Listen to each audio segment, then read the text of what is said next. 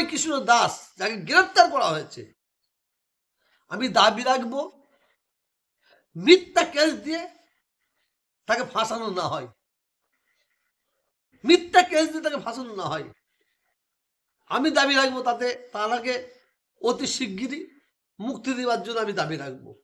চিন্ময় কৃষ্ণ দাসের গ্রেফতার ও জামিন নামঞ্জুর ঘিরে চট্টগ্রাম আদালতে সংঘর্ষ আইনজীবী সাইফুল ইসলাম আলিফ নিহতের ঘটনার জের ধরে বুধবার বিক্ষোভ সমাবেশ হয়েছে চট্টগ্রাম শহরে। যদি এই ক্ষেত্রে দৃষ্টান্তমূলক শাস্তি না হয় তাহলে এটি হবে সরকারের বিচার ব্যবস্থার ক্ষেত্রে অন্যতম একটি ব্যর্থতা। আমি সর্বপ্রথমে বলবো, বাংলাদেশের প্রত্যেকটা জনগণকে জাতি ধর্ম বর্ণ নির্বিশেষে এবং ভারতবর্ষের প্রত্যেকটা মানুষকে জাতি ধর্ম বর্ণ নির্বিশেষে সকলের কাছে আমার অনুরোধ থাকবে, সাম্প্রদায়িক সম্প্রীতি বজায় রাখুন। কিছু মিডিয়া আছে তারা বাংলাদেশের ইস্যুকে নিয়ে, আমাদের ইন্ডিয়ার ইস্যুকে নিয়ে তারা হিন্দু মুসলমানের মধ্যে একটা দাঙ্গা লাগাবার চক্রান্ত করছে এবং কিছু অসৎ চরিত্র রাজনীতির নেতারা তারা ঘোলা জলে মাছ ধরতে বেরিয়েছে। বাংলাদেশের সংখ্যালঘু আমার হিন্দু ভাই বোনেদের প্রতি অত্যাচার হবে, এটা কোনোদিন গ্রহণ করা যায় না। তার প্রতিবাদ আমি জানাচ্ছি। আমি বাংলাদেশ সরকারের কাছে অনুরোধ করব যে হিন্দু ধর্মের একজন সাধুকে যে গ্রেপ্তার করেছে দেশদ্রোহী অপরাধের জন্য, আমি অনুরোধ করব আইনত ব্যবস্থা নিবার আগে তিনি সত্যি কি দেশদ্রোহী, সত্যি কি তিনি অপরাধ করেছে, এটা বিবেচনা করার জন্য আমি অনুরোধ করব। বাংলাদেশের সংখ্যালঘুদের উপর অত্যাচার হবে, জুলুম হবে, তাদের গাড়ি বাড়ি পোড়ানো হবে, এটা আমি হিন্দু মুসলিম কিচ্ছু বুঝি না, অন্যায়কে অন্যায় বুঝি, সে অন্যায়ের প্রতিবাদ জানাচ্ছি। যে করুক যারা করুক, বাংলাদেশের ইস্যুকে কেন্দ্র করে আমার ভারতবর্ষে কয়েকটা চ্যানেল বহুদিন থেকে চক্রান্ত করছে বাংলাদেশের ইস্যুকে নিয়ে, বিশেষ করে এই বাংলায় হিন্দু মুসলমানের মধ্যে একটা চক্রান্ত লাগিয়ে একটা দাঙ্গা লাগাবার চক্রান্ত করছে। সেই মিডিয়াগুলোকে মানুষ চিনে নিয়েছে, যখন চ্যানেলে তাদের মিডিয়াগুলো আসে সঙ্গে সঙ্গে ঘুরিয়ে দেয়, দেখে না মানুষ। আর কয়েকটা ব্যক্তি তারাও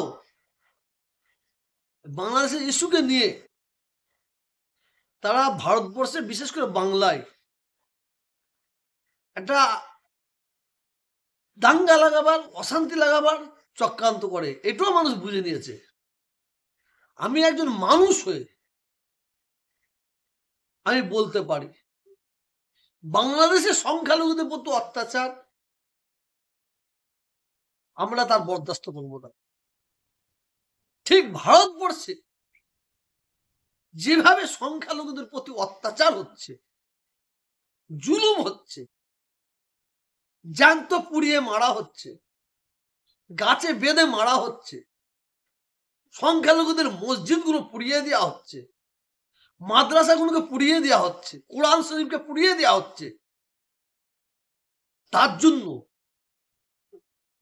আমি ভারতবর্ষের সরকারের কাছে আমি আবেদন করছি, ভারতবর্ষ হচ্ছে আমাদের সম্প্রীতির ভারতবর্ষ, বাংলা হচ্ছে আমাদের সম্প্রীতির বাংলা।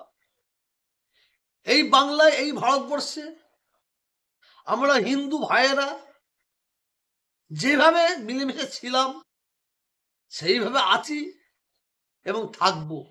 কিন্তু কিছু শুকুনি মার্কা চ্যানেল, কিছু শুকুনি মার্কা সাম্প্রদায়িক মনোভাবপূর্ণ রাজনীতির নেতা, তারা আমাদের শান্তির সুখে থাকতে দেবে না বলে শুধু উস্কানি দিয়ে আগুন জ্বালাবার চক্রান্ত করছে। আমি ভারত বুঝি না, আমি বাংলাদেশ বুঝি না, আমি ইংল্যান্ড বুঝি না, আমি আমেরিকা বুঝি না, সারা পৃথিবীতে যে যেখানে আছে প্রত্যেকটা ধর্মের মানুষ তারা তাদের ধর্মের কাজ করবে, তারা ভাই ভাই মিলেমিশে থাকবে, তারা তাদের মধ্যে ঐক্য থাকবে, এটি আমি আশা করি। বাংলাদেশে যে সংখ্যালঘুদের প্রতি অত্যাচার হচ্ছে, বিশেষ করে যাকে চিন্ময় কৃষ্ণ দাস যাকে গ্রেফতার করা হয়েছে, আমি দাবি রাখবো মিথ্যা কেস দিয়ে তাকে ফাঁসানো না হয়, মিথ্যা কেস দিয়ে তাকে ফাঁসানো না হয়। আমি দাবি রাখবো তাতে তাকে অতি শিগগিরই মুক্তি দেওয়ার জন্য আমি দাবি রাখবো। ভারতবর্ষে যেভাবে চারিদিকে সংখ্যালঘুদের উপর অত্যাচার হচ্ছে, জুলুম হচ্ছে, আমি ভারতবর্ষের সরকারের কাছে আমি দাবি রাখবো কোথায় সাম্প্রদায়িক আগুন না জ্বলে তার দৃষ্টি আকর্ষণ করছে। ফুরফুরা শরীফ থেকে আমি দোয়া চাই ভারতবর্ষের মানুষ, বাংলাদেশের মানুষ, সারা পৃথিবীর মানুষ শান্তিতে প্রত্যেকটা মানুষ প্রত্যেকটা দেশে বসবাস করতে পারে। আর আমাদের প্রত্যেককে সাম্প্রদায়িক আগুন জ্বালাবার জন্য যে চ্যানেলগুলো শুধু শুধু আগুন জ্বালাবার চক্রান্ত করছে তাদের বয়কট করতে হবে, এবং যারা সাম্প্রদায়িকমূলক রাজনীতির নেতা উস্কান দিচ্ছে তাদের বিরুদ্ধে আমাদের রুখে দাঁড়াতে হবে। আমরা হিন্দু, মুসলিম, শিখ,